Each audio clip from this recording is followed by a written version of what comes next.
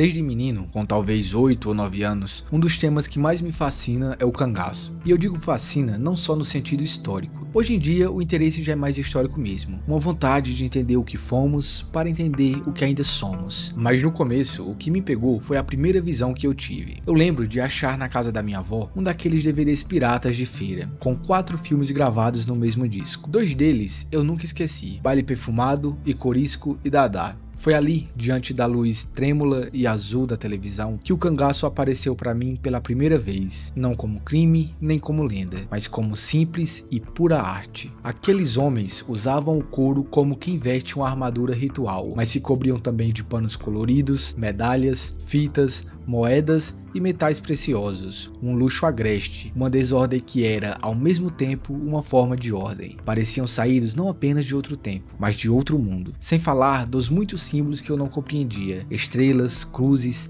signos bordados e cintilantes, como se o sertão inteiro tivesse se tornado heráldico. Desde então, me acompanha essa curiosidade de entender suas raízes, o sentido oculto desse esplendor rude, e é sobre isso que vamos falar no vídeo de hoje: a estética do cangaço.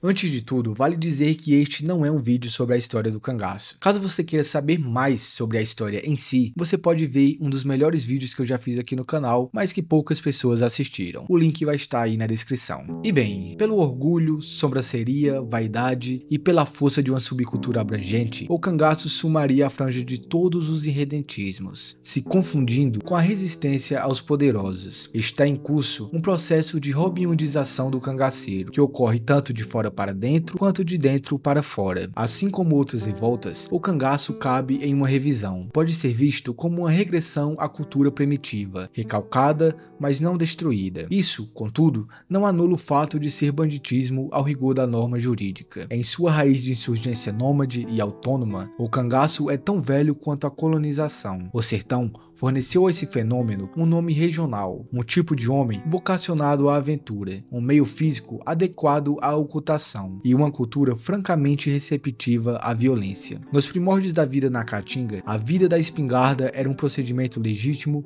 e preferencial. O homem violento, afeito ao sangue pelas tarefas pecuárias, era vital para dobrar indígenas e animais. O heroísmo social se forjava pela valentia e pelo talento, medidos nas festas de apartação e na vaquejada bruta. Por tudo isso, não é de se estranhar que o cangaço tenha sido uma forma de vida criminal orgulhosa, ostensiva e escancarada. Chegava até mesmo a ser carnavalesca, como se via no apuro e nas cores do traje, na música e na dança conexa, a pisada, uma dança só de homens, ao contrário do que se reproduz atualmente. A cultura sertaneja abonava o cangaço, apesar do seu caráter criminal declarado pelo oficialismo, uma voz litorânea que era vista como intrusa naquele meio. A lenda dos capitães mais famosos, como Jesuíno Brilhante, Antônio Silvino e Lampião, era esculpida de forma sedimentar pelos versos de cantadores de feira, emboladores e rabequeiros, dispostos a cantar a última façanha de seu grupo preferido. A literatura de cordel também se encarregava dessa celebrização, de abrangência difícil de se avaliar, se erguendo como uma história paralela dos fatos épicos daquele chão tardiamente feudal. Nenhum feito de armas ou de galanteria deixava de madrugar na feira imediata, transmudado em repente com a viola ou com o pandeiro. Esses vates de alpercata, nunca distraídos do belo, foram além da arte, fizeram ciência sobre as espécies da história, crônica, biografia e folclore. Foram também repórteres, e os mais ousados chegaram a ser correspondentes da guerra. Por muito tempo, esse cantador-repórter foi o único a circular notícias nos ermos sertanejos. No entanto, o abraço da viola com o punhal ocorreu ocorria frequentemente na própria intimidade dos grupos combatentes. Rio Preto, no final do século XIX, era um cangaceiro e cantador temido. No bando de Senhor Pereira, o caba sereno, que era analfabeto, iluminava poeticamente o campo de batalha logo após o clarão dos tiros cessar. O próprio Lampião, embora tivesse uma voz esfarrapada, era muito bom tocador de sanfona e tinha sempre uma latinha de pastilhas para remediar os excessos do canto. E ainda muitos outros cantavam no ritmo da batida do rifle Winchester. Essa tradição musical remonta ao século XVIII, com Cabeleira, e não perdeu força com Lampião. Em 1922, seu bando cantava as toadas do chachado em primeira, segunda e terceira voz. Nos anos 30, Zé Baiano, Mourão e Gitirana eram os músicos do grupo. Esse universo musical é essencial para compreender o irredentismo ancestral do cangaço. A fotografia, ao chegar no sertão, fez as delícias do cangaço, uma subcultura que parecia criada para caber numa arte, dado o cuidado do cangaceiro com a estética, a imponência e o fascínio do traje. Segundo Frederico Pernambucano, apenas o cavaleiro medieval ou o samurai japonês podem rivalizar com o capitão de cangaço. Ele, por exemplo, critica duramente Portinari por seguir os muralistas mexicanos, que para criar o ícone marxista de um guerrilheiro sofredor e opaco, sacrificaram a realidade festiva e a exuberância plástica do bandoleiro real, criando uma série bem comportada ideologicamente. Existe também um mundo de significados no traje do cangaceiro, que às vezes sugere uma forte presença moçárabe na cultura sertaneja. Obviamente, existe uma raiz pastoril da estética, mas a do guerreiro ia muito além da funcionalidade do vaqueiro. O traje do cangaceiro é um dos exemplos do comportamento arcaico brasileiro. Ao invés de procurar camuflagem para a proteção do combatente, é adornado de espelhos, moedas, metais, botões e recortes coloridos, se tornando um alvo de fácil visibilidade até mesmo no escuro. No entendimento do comportamento arcaico, o homem está ligado e dependente ao sobrenatural, em nome do qual ele exerce uma missão, lidera um grupo, desafia porque se acredita protegido e inviolável, e de fato desligado do componente da morte. Essa explicação, embora sumária, de algum modo justifica a incidência da superfluidade ornamental no traje do cangaceiro, que antes de sua implicação mística, deriva do empírico traje do vaqueiro. Em meio a tudo isso, a estética rural vinda da Península Ibérica predomina no meio dos enfeites, expressando desde a frieza geométrica grega, o hermetismo oriental, até a tradição da realeza, além das rosáceas e esferas, vestígios dos séculos XVI e XVII que foram mumificados pelo abandono do sertão. O estudo dos símbolos alerta que aqueles que escapam a conceitos claros, abarcando até oposições radicais, são mais estímulos do que conhecimentos. As palavras falham em expressá-los, no convidando mais a sentir do que compreender. Por exemplo, na vertente plástica do cangaço, o signo de Salomão não era usado pela sua complexa essência hermética, mas por uma noção difusa, porém robusta de poder, proteção e devolução de ofensas, transcendendo o amuleto defensivo e arranhando até mesmo os limites de um talismã ativo. Embora o pensamento hermético veja no hexagrama a unidade cósmica, no cangaço a prática era visível. As estrelas de couro nos chapéus correspondiam aos bordados florais das bolsas. Curiosamente, o pentagrama era ausente, apesar de sua forte tradição no imaginário do vaqueiro, denotando uma certa fidelidade aos signos Salomones. E ainda, o seu uso não era restrito ao homem de questão, fosse capanga ou cangaceiro. O matuto comum, por exemplo, desenhava o sino Salomão na areia, para se proteger de perigos como um redemoinho. O mesmo usava para desencantar um lobisomem, como eu disse em um dos vídeos passados. A flor de lis, ou lírio, símbolo de pureza e inocência, era chamada de palma pelo sertanejo, agregando as noções de vitória e imortalidade. Como interessante coincidência, o perfume de preferência de Lampião era o Flores de Amor, junto com outro item repetitivo, o whisky White Horse. Eram requintes de um cangaceiro mor, enriquecido pelo convívio com o coronelismo do Baixo São Francisco. A cruz de Malta, por ser cruz, representa a terra e os 4 pontos cardeais, remetendo ao símbolo fundamental da orientação. A orientação espiritual e geográfica era o fiel da balança entre um chefe hábil e um desastrado, decidindo a longevidade do bando. Lampião, por exemplo, tinha um notável discernimento espacial, se guiando apenas pela corda das serras e um pouquinho pelas estrelas, se valendo ainda de sua memória de tropeiro. No plano mais insondável, o da orientação humana, Lampião trazia na terceira traseira do chapéu, sobre as têmporas, moedas de ouro incrustadas com a inscrição Deus te guie, a mesma súplica gritada a uma zelação para que ela caia apenas no mar. Condicionado pelos arcaísmos do mundo rural, o cangaceiro dava importância a sinais, cismas e presságios, expressões ingênuas ao olhar urbano, como o mugido insistente de um boi, o uivo da raposa, a gargalhada da coruja ou o canto do galo fora de hora. Tudo isso era profundamente interpretado. Havia tabus claros, como por exemplo, se sentar sob uma janela era abrir o corpo, ou matar uma cobra era chamar bala para o próprio couro. No entanto, não há notícias de que Lampião desse valor a sonhos, ao contrário de Antônio Silvino, que era verdadeiramente escravizado pelo onirismo, o que talvez venha do seu amor pelo jogo do bicho. Ao lastro das crendices rurais, o cangaço somava um sentimento oriundo do perigo da ocupação, fomentando rezas fortes, bentinhos e patuás. Lampião, por exemplo, levava em saquinhos de couro amarrados ao pescoço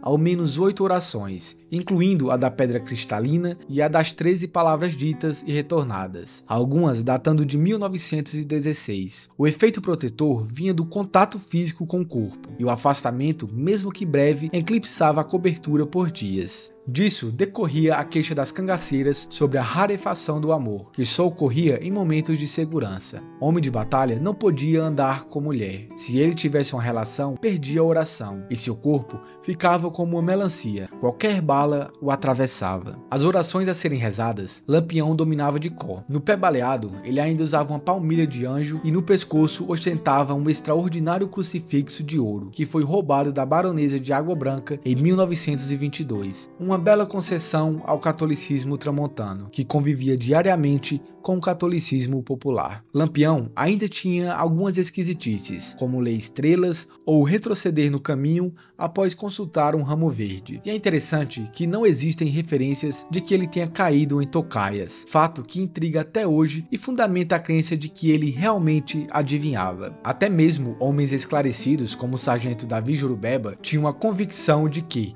não se podia brigar com um peste que adivinhava. Apesar disso, seria impróprio imaginar os bandos como escolas móveis de superstição. O grosso da cabroeira, que era muito jovem, se pautava apenas pela imitação, sem consciência do que estavam usando. Se o chefe usava, era suficiente. O cangaceiro Barreira confirmou que pediu a Luiz Pedro para se enfeitar também, porque os outros estavam todos enfeitados, e Candeeiro dizendo que aquilo tudo era apenas enfeite, assim como os de reizado. A consciência dos significados cabia aos chefes e aos mais velhos. Ainda assim, as evidências de um governo espiritual paralelo chegam de modo oblíquo. Jamais se ouviu falar, por exemplo, de cangaceiros com vulgos de aves algorentas, como urubu, coruja ou acauã. Porém, eram recorrentes nomes de aves isentas ou que eram valentes, como beija-flor, bem-te-vi, gavião ou sabiá, além de vulgos com uma implicação religiosa direta, por exemplo, medalha, Deus te guie ou Santa Cruz. O traje do cangaceiro, do chapéu de couro à alpercata, é definido pela imponência. O aventureiro Richard Francis Burton, em 1867, já assinalava a elegância do chapéu, notando o hábito de levantar a aba para transformá-lo num tricórnio e os materiais preferidos que eram cabras, carneiro ou veado. Esse chapéu, que é símbolo do sertão nordestino, evoluiu erraticamente de abas grandes para curtas, apresentando variações regionais de feitio, como o estilo pernambucano e o baiano. O cangaceiro, no entanto, exagerava nas dimensões e no luxo de suas partes. Abas que podiam atingir até 20 centímetros, testeiras largas e barbicachos longos que caíam até o umbigo, além das tradicionais flores de lis na copa. O costume de quebrar a aba, rebatendo-a para cima, tinha raízes na estética colonial, mas era vital tanto para o vaqueiro quanto para o cangaceiro. O chapéu era notavelmente bem estruturado, preso por 3 correias distintas, o tornando muito seguro apesar de sua altura. Lampião ainda se permitia alternar entre o couro para o chapéu de feltro nos períodos de chuva, para o qual transferia todo o correame e os ouros, evitando o peso e o mofo do couro encharcado. O seu chapéu, tomado em sua morte, era o exemplo máximo dessa opulência. Peito de couro de veado foi descrito pela imprensa como uma verdadeira exposição numismática. Continha cerca de 70 peças de ouro, incluindo estrelas de 8 pontas, moedas antigas, libras esterlinas, medalhas medalhas, anéis e um barbicacho de 46 centímetros. Sua função não era militar, mas era ligada a valores muito mais sutis. E esse luxo não era exclusivo de Lampião. Outros cangaceiros também ostentavam chapéus de complexidade e riquezas que eram comparáveis aos adereços de folguedo do guerreiro. O cangaceiro Zé Baiano nos oferece o primeiro exemplo dessa ostentação. Veterano do bando de Lampião, ele acumulou tanta riqueza na rapinagem que se tornou um agiota nos sertões de Sergipe em meados dos anos 30, financiando paisanos onde não havia crédito formal. Sua perdição veio dos próprios coiteiros que intermediavam os empréstimos e acabaram se tornando devedores. Em 7 de junho de 1936, Zé Baiano e seu subgrupo foram mortos a facão numa cilada em Alagadiço, Sergipe, urdida pelo seu coiteiro que os embriagou antes do ataque. Dessa cobertura estou o registro do chapéu de Zé Baiano, um modelo de inverno adequado ao local chuvoso. A peça continha 37 medalhas, 2 alianças e 28 botões, tudo de ouro. E havia ainda uma chapa de ouro em forma de coração, inscrições e 2 libras esterlinas. O segundo caso notório é o de Corisco, principal lugar-tenente de Lampião. Ocorrido em Alagoas no início de 1938, sua vaidade não se limitava a usar a mesma patente de capitão do chefe. Corisco sacrificava a segurança pela vaidade, ao ignorar a principal restrição de Lampião, evitar o uso de roupas brancas, pois era dar vantagem demais ao macaco. O Diário de Pernambuco, de agosto de 1938, publicou o depoimento de uma vítima que descreveu Corisco se destacando do bando com culote caqui, túnica branca, fuzil decorado, anéis e chapéu de couro cheio de ouro e enfeites. A moda esteve presente no cangaço, assim como nas armaduras medievais. Surpreendentemente, Corisco chegou a ditar o estilo para Lampião. Em 1936, Corisco já utilizava estrelas de 8 pontas, elegantes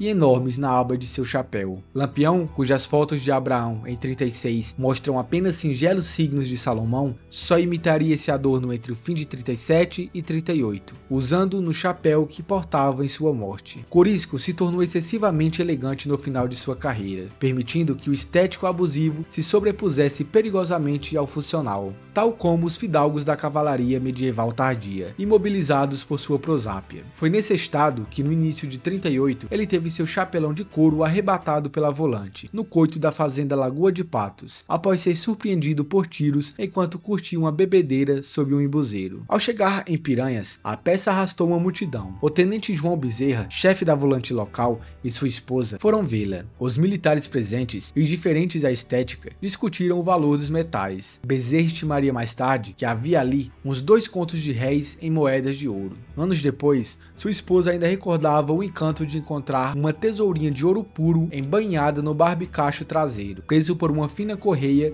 que também era de ouro. E talvez você se pergunte agora, e a cangaceira? A mulher que se engajou no cangaço, descrita com traços de valquíria, jamais adotou o chapéu de couro de origem pastoril e considerado um assunto estritamente masculino. A elas ficou revisado o chapéu de feltro de aba média, com testeira e barbela, que logo se tornou o padrão. Diferentemente dos homens, não lhes era tolerado quebrar a aba frontal para o alto, por invocar a tradição masculina. O chapéu é o ponto central dos acrescentamentos simbólicos do traje, a fachada mais ostensiva de uma indumentária já ostensiva. Como expressão de arte, o chapéu tem vida própria, podendo ser lido esteticamente e misticamente separado do resto da vestimenta, tal como a carranca de um barco. É uma arte de síntese. Seus elementos, o couro, o tecido e os metais, não valem isoladamente, mas apenas no conjunto. E é fundamental salientar que mesmo entre homens de um mesmo bando, não se encontram repetições nos chapéus. As fotografias dos 13 chapéus tomados no Angico, bem como os poucos exemplares sobreviventes, atestam essa individualidade. Se não rivalizam em valor material como o do chefe, rivalizam na estética. E ainda, segundo ex-cangaceiros,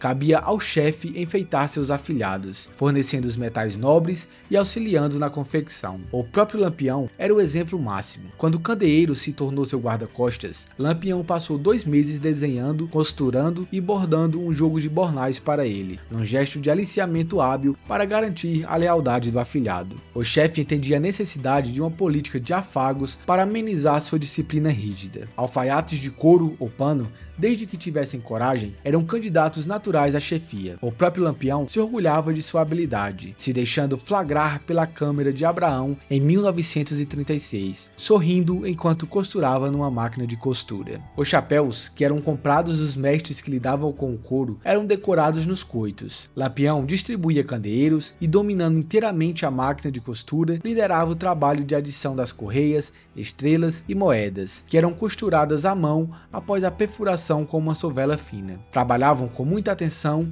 e algumas brincadeiras, até 1 ou 2 da manhã. E bem, eu acho que talvez possamos tratar a costura como um reequilíbrio intuitivo para a personalidade embrutecida pela violência, uma forma de alimentar o lado feminino. O bando de Lampião tinha preocupações estéticas mais frequentes e profundas que as do homem urbano moderno. No fim das contas, os cangaceiros eram jovens sensíveis assim como nós. Por fim, vale mencionar que as técnicas e materiais aplicados nos chapéus são encontrados em todas as outras partes de couro do traje cangaceiro, embora com menor legibilidade artística. Até mesmo as armas eram incrustadas de ouro e joias, com ostentação dos pés à cabeça. A ferrageria sertaneja foi um ponto alto no cangaço, evocando tendas lendárias. Essas oficinas se assemelhavam com corporações medievais, envolvendo a família e aprendizes no ambiente com fornalha, fole, bigorna, etc. O ferro em brasa era moldado pelo malho e recebia o acabamento do mestre noturno, num cenário que lembrava as casas medievais portuguesas. Os punhais mais nobres, destinados aos chefes, usavam lâminas de espadas ou sabres europeus. Para os cangaceiros comuns, a matéria-prima vinha de trilhos de trem ou feixes de mola de automóvel. Porém, a verdadeira arte estava concentrada no cabo, sempre de origem local. Houve uma evolução nos materiais dos cabos, do marfim no início do século XX, passando pelo chifre de boi nos anos 1920, até a alpaca nos anos 30, por vezes com detalhes em ouro. A alpaca era comprada nas capitais ou obtida do derretimento de peças antigas, como castiçais do período imperial e colonial. A ausência de seriação rígida e o orgulho das tendas elevavam as peças à categoria de arte. A assinatura do artesão podia ser um monograma ou detalhes estéticos únicos no cabo, que permitiam diferenciar a produção de oficinas rivais. O modo de portar a arma é uma marca de orgulho. O punhal era conduzido em diagonal sobre o abdômen, à vista de todos, ostentando o aço de qualidade e o cabo sertanejo, fosse ele de prata, marfim, osso ou chifre, por vezes com alianças de ouro incrustadas. E, ironicamente, o cangaceiro, um guerrilheiro que era adepto da emboscada, exibia sua arma frontalmente, enquanto o gaúcho, que se orgulhava do combate frontal na coxilha, portava a arma branca oculta nas costas. Duas mortes rituais, ambas oriundas da cultura da pecuária, marcaram as guerras civis no Brasil. A degola gaúcha utilizava uma faca cortante para a secção horizontal do pescoço. Já o sangramento nordestino era diferente. Usava o punhal, uma lâmina longa e pontiaguda sem gume, destinada unicamente à perfuração. O golpe era desferido na saboneteira, em um movimento diagonal descendente que terminava por atingir o coração. Essa era a forma ortodoxa de execução, confiada por Lampião a homens como Corisco e Gato. Contudo, havia variações pessoais. Zé Baiano, por exemplo, preferia o golpe direto no umbigo, garantindo que era bater e valer. E bem, os punhais do cangaço são surpreendentes por causa de seu tamanho, riqueza material e sedução sinistra do seu desenho, não sendo superados por similares globais. São simplesmente belos de fazer medo. Essas armas são louvadas tanto pela estética quanto pela função, com cabos de estrutura complexa. Os materiais revelam opulência, fios de ouro sobre marfim ou chifre alternado com metal amarelo. A delicadeza maior reside nos enteços e bainhas, com ilustrações buriladas que sugerem um tempo sem relógio. E as mulheres no cangaço, sem renunciar à sua delicadeza, portavam também punhais tão belos quanto os masculinos, diferindo apenas no tamanho.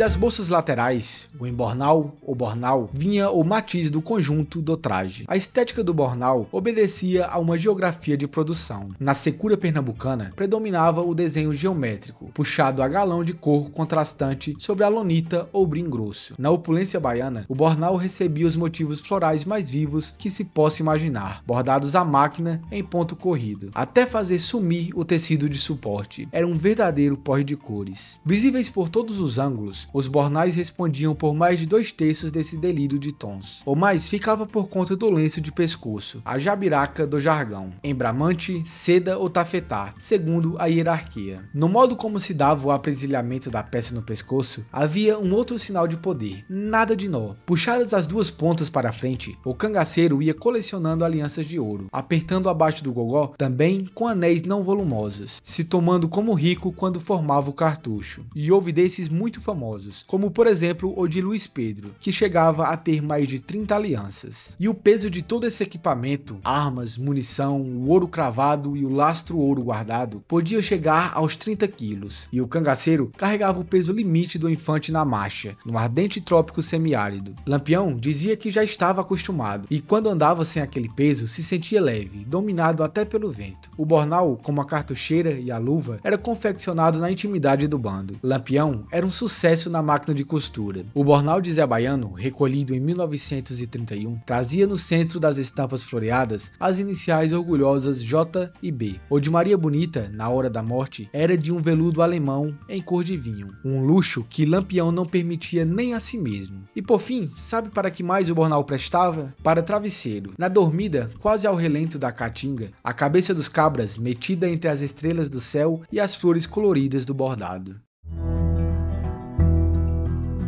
É curioso que essas cores, esse luxo, essa variedade individual no plano estético não fosse captada pelos grandes pintores brasileiros contemporâneos da fase áurea do cangaço nos anos 20 e 30. E não era que faltasse informação. Revistas nacionais iam ao detalhe. A falha foi de interpretação. Portinari, ainda no início dos anos 50, produzia o guache cangaceiros, com apenas 2 tons de castanho no traje e a absoluta padronização entre as figuras, como se eles fossem monges de uma ordem portando cartucheiras, solenes, padronizados, socializados. Eram os penitentes da ilusão mexicana, ou talvez reflexo da busca pessoal, sacrificando o descritivo em prol de uma função como de vaticínio para a obra. E ainda está por surgir quem consiga combinar na tela ou no cinema o ethos e o etnos dessas comunidades móveis de redentos, tão chegadas ao luxo dos anos 20, 30 e 40, e as modernidades da época. A simbólica presente no traje do cangaceiro justifica sua singularidade, um efeito que pode ser aferido tanto pela decomposição analítica de sua indumentária complexa, quanto pela inteireza da figura imponente. Uma das melhores evidências da força aliciante dessa imagem vem do contágio exercido sobre a repressão oficial, o fascínio sobre o macaco. Fosse destacado o volante, civil ou militar, a sedução da indumentária cangaceira o arrebatava pelo funcional, pelo estético e pelo místico, resultando numa mimetização tão intensa que a volante perdeu sua imagem própria. E com a morte de Lampião em 38, em pleno Estado Novo, o regime percebeu que o perigo não era apenas o homem, mas o símbolo. A ditadura, regime cenográfico por excelência, não podia tolerar uma estética rival e se empenhou em reprimir aquela estética e até mesmo a indumentária sertaneja, exigindo a proibição de fardamentos exóticos, de berloques, estrelas, punhais alongados e outros exageros notariamente conhecidos. E ainda assim, todo aquele simbolismo resistiu à repressão. Atravessou a provocação extrema da derrota militar de 1940 para sair ao largo da limitação histórica e se oferecer como símbolo da região. A marca do Nordeste, concisa, instantânea, sem detalhes, como toda marca. A identificação de um modo de vida como peculiarmente próprio é realizada através de símbolos. E esse é bem o caso. O irredentismo derrotado militarmente impôs a sua estética à nação. A resistência do chapéu de couro e do punhal nas feiras da região nos sopra ao ouvido que ali não está apenas o guerreiro de ontem, mas o homem do Nordeste de todos os tempos. O cangaceiro não pôs nos ombros as dores do mundo, se acinzentando ao modo do que o muralismo supôs ser o bandoleiro revolucionário mexicano. O sonho do cangaceiro não tinha desenho social, era uma ânsia de liberdade ancestral, tapuia, negra, branca, mestiça. Ele enfrentava questões pessoais e de clã, se obreando aos coronéis pela força das armas. Sofria e gozava, como disse Lampião. Mas não é isso mesmo a vida? Ele, Lampião, que foi o mais apolíneo naquele mundo Dionísio. Habitando um meio cinzento e pobre, o cangaceiro se vestiu de cor e riqueza, satisfez seu anseio de arte e de conforto místico, dando razão aos motivos profundos do arcaico brasileiro, e viveu sem lei nem rei, depois de varar 5 séculos de história. Foi o último a fazê-lo com tanto orgulho, tanta cor, tanta festa e com herança visual tão expressiva.